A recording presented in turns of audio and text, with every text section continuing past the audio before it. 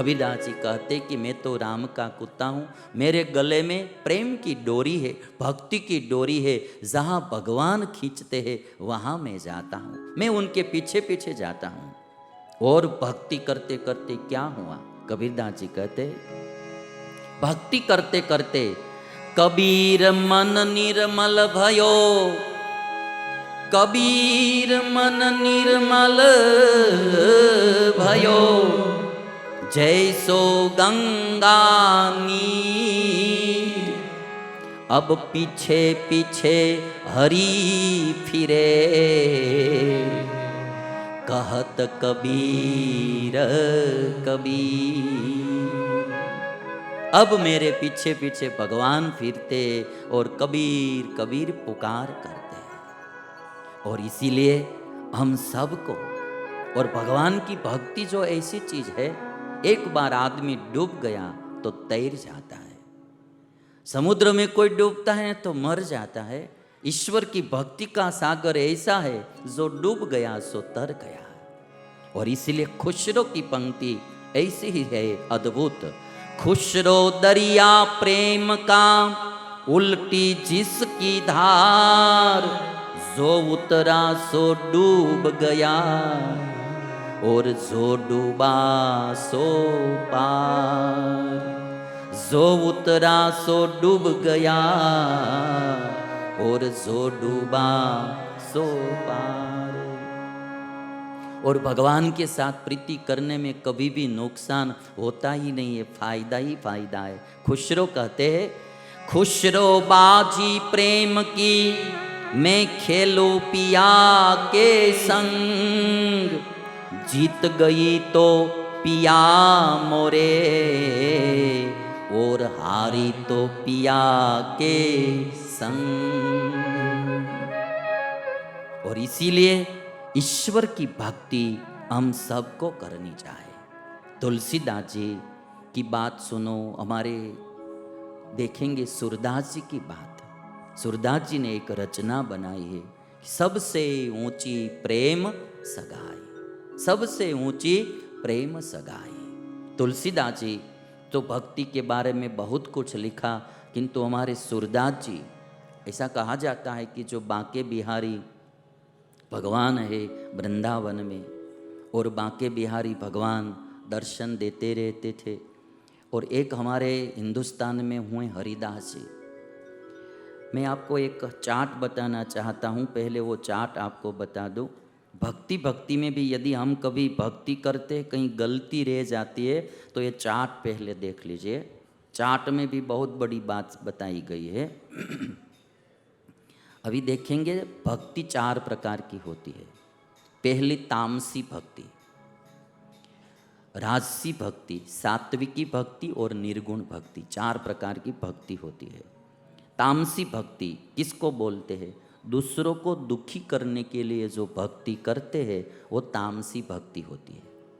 सभी असुरों ने तपश्चर्या की है, रावण ने, हिरण्यकशिपु ने, सभी असुरों ने, आप पुराणों की कथा सुनेंगे, सभी असुरों ने तप आराधना ईश्वर की, ईश्वर को प्रसन्न किया, वरदान प्राप्त किया दूसरों को दुखी करने के लिए। इसलिए भक्ति तो थी उसकी, किंतु वो तामसी भक्ति थी। दूसरों को दुखी करने के लिए भक्ति करते हैं, कोई आराधना अनुष्ठान करते हैं, वो तामसी भक्ति है। उससे ऊपर की भक्ति है राजसी भक्ति। लौकिक सुख प्राप्त करने के लिए जो भक्ति करते हैं, सकाम भक्ति जिसको बोली जाती है, कि मुझे पुत्र मिल जाए, मुझे धन मिल जाए, मुझे ये हो जाए, मुझे वो हो जाए, इस लौकिक इच्छाओं पूर्ति करने के लिए जो ईश्वर की आराधना करते हैं उसको राजसी भक्ति कहा जाती है, वो सकाम भक्ति कहलाती है। तीसरी भक्ति है उससे ऊपर की सात्विक भक्ति। सात्विक भक्ति अलौकिक सुखार्थ के लिए की जाती है। इस लोक की कोई मनोकामना नहीं होती है, किंतु ऐसी इच्छा होती कि मैं उस धाम में, वैकुंठ में जाओ, मैं वहाँ जाऊँ, या तो मैं इतना ऐश्वर्य प्रदान करूँ सबको। कोई न कोई थोड़ी अलौकिक शक्ति प्राप्त करने के लिए जो भक्ति करते हैं वो सात्विक भक्ति है। और दूसरों को सुखी करने के लिए भक्ति करते हैं, वो भी सात्विक भक्ति है। और उससे ऊपर निर्गुण भक्ति है, जिसमें केवल प्रभु को प्रसन्न करने की भावना होती है, उसको निर्गुण भक्ति कहा जाता है। नीचे के तीनों गुण है, सत्वगुण, रजोगुण, तमोगुण। गुण के आधार पे जो भक्ति होती है उसको सगुण भक्ति कहते हैं। वो गुणातीत होकर केवल ईश्वर को प्रसन्न करने के लिए जो भक्ति की जाती है उसको निर्गुण भक्ति कहते हैं। मैं आपको एक बात बताऊं कि लोहा होता है, लोहे का टुकड़ा, और पानी के पात्र में आप उसको डालेंगे तो जंग लग जाएगी, लोहा सड़ जाएगा और नष्ट हो जाएगा। पानी के पात्र में डालेंगे तो उसी लोहे को मिट्टी के तेल के पात्र में डालेंगे, केरोसिन में डालेंगे, तो वो जो जंग लगी है वो जंग उखड़ने लगेगी। सभी ने प्रयोग किया होगा। लोहा लोहा है, दो पात्र है, एक पानी का भरा हुआ पात्र और एक मिट्टी का तेल का भरा हुआ पात्र। तो पानी के पात्र में लोहे को डालेंगे तो जंग लग जाएगी और लोहा नष्ट हो जाएगा। उसी जंग वाले लोहे को आप मिट्टी के पात्र, वो जो केरोसिन के पात्र में डालेंगे तो जो है वो जंग उखड़ने लगेगी। सकाम भक्ति है वो पानी का पात्र है, और निर्गुण जो भक्ति, निष्काम भक्ति है, वो मिट्टी के तेल का भरा हुआ पात्र है। उसमें जन्म जन्म की जो आत्मा में जंग लगी है, दोष, स्वभाव, वासना, वो सब उखड़ जाते हैं और आत्मा परमात्मा के धाम में चली जाती है। ये निष्काम भक्ति की ताकत है। उसका एक उदाहरण बताऊंगा। हमारे वृंदावन में हरिदास जी हो गए, और आपने सुना होगा कि दिल्ली के अकबर के दरबार में एक तानसेन गायक रहता था। बहुत अच्छा गाता था, बहुत अच्छा गायक था तानसेन। कभी कभी अकबर भी बहुत तारीफ करते थे कि तानसेन, तुम्हारे जैसा इस दुनिया में कोई गायक नहीं है, गाने वाला तुम्हारे जैसा कोई नहीं है, कितना अच्छा तुम गाते हो। तो तानसेन हरिदास जी का शिष्य था, हरिदास जी उनके गुरु थे। तानसेन ने एक दिन कह दिया कि महाराज जहाँपना, मुझसे भी अच्छे गायक इस दुनिया में है। कौन? मेरे गुरु हरिदास जी। कहाँ रहते? वृंदावन में रहते। अकबर ने कहा कि तब उनको बुलाओ, मैं उनका गायन सुनना चाहता।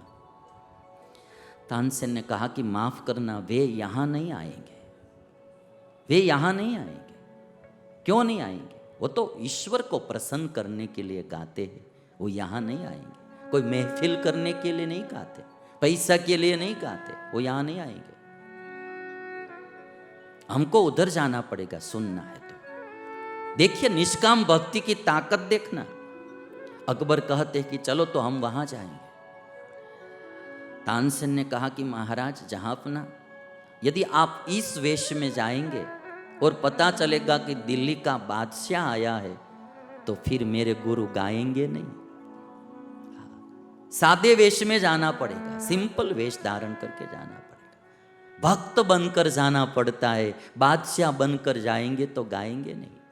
हमारी और उनकी बात अलग हो जाती है ने। सकाम भक्ति वाला आदमी होता है ने, जब पता चलता है कि दिल्ली का बादशाह बुला रहा है तो 2 जोड़ी कपड़े भी नए सिलवा लेंगे ने, कोट बोट पहन के कि दिल्ली के बादशाह के पास गाना है। हरिदास नहीं आए गाएंगे। दोनों एकदम सिंपल वेश में आए वृंदावन में। हरिदास की झोपड़ी में गए, बैठे।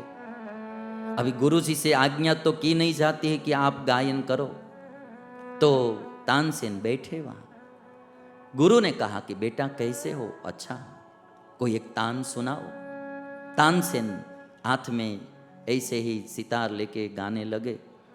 गाते गाते, मालकौंस राग गाते गाते एक जानबूझकर एक गलती कर दी राग गाने में।